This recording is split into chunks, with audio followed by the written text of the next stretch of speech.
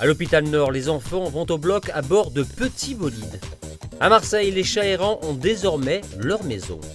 Face au lecteur de la Provence, le comédien Philippe Cobert évoque sa passion pour Marseille.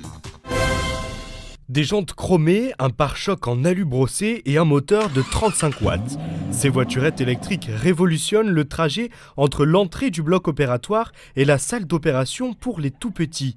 À Marseille, l'hôpital Nord a adopté cette méthode depuis peu.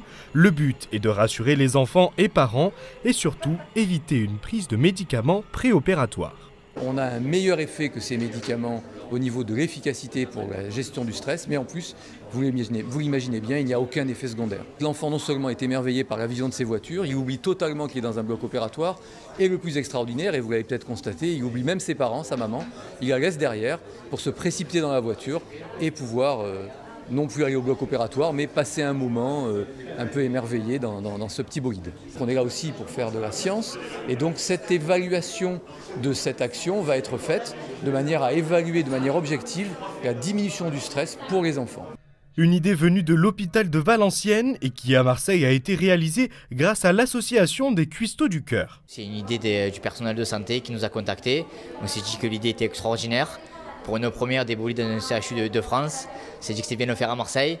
Et donc du coup on s'est lancé dans ce projet qui nous a demandé beaucoup de temps. On voulait faire plus mais malheureusement on n'a pas pu parce qu'il y a beaucoup de contraintes.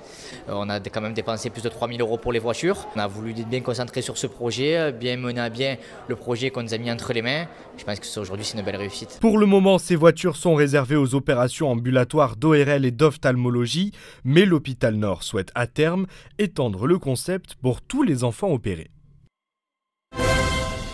Prendre en charge et stériliser 700 à 900 félins par an avant de les remettre dans la rue. C'est l'objectif de la toute nouvelle maison des chats de Marseille qui vient d'ouvrir dans le 12e arrondissement de la ville.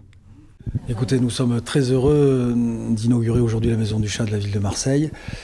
Grâce au concours évidemment de la ville de Marseille et celui de la Fondation Clara.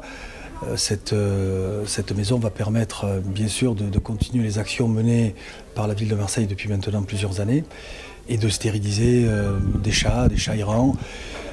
Aujourd'hui c'est un besoin sociétal, il y a évidemment beaucoup de personnes qui sont sensibles à la cause animale.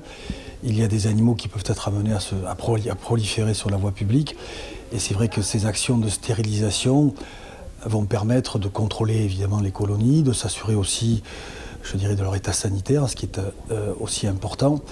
Et puis de faire en sorte bien sûr que la population puisse, je dirais, avoir un regard bienveillant sur ces animaux qui ont leur place évidemment dans nos quartiers, dans nos arrondissements. Il y a plus de chats qui se reproduisent qu'à la vitesse qu'on les stérilise malheureusement. Et à moi seule, je dois stériliser une centaine par an à mes frais. Et on est des dizaines de nourricières et de piégeuses à stériliser aussi des dizaines et voire plus de chats malheureusement à nos frais parce que justement il y a un service, le service de stérilisation gratuite est bien mais malheureusement insuffisant. L'établissement, s'il ne règle pas tous les problèmes, permet néanmoins d'apporter un soutien aux nourricières. Philippe Cobert était aujourd'hui à la Provence pour y rencontrer plusieurs lecteurs.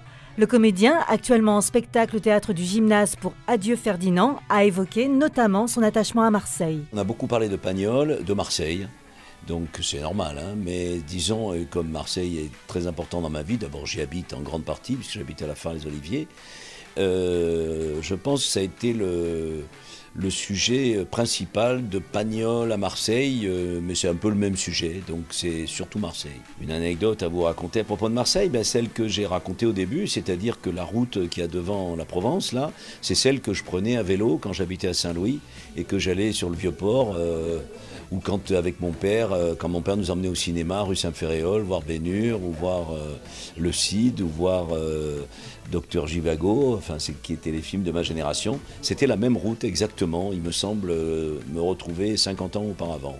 Retrouvez l'interview complète demain dans les colonnes de la Provence.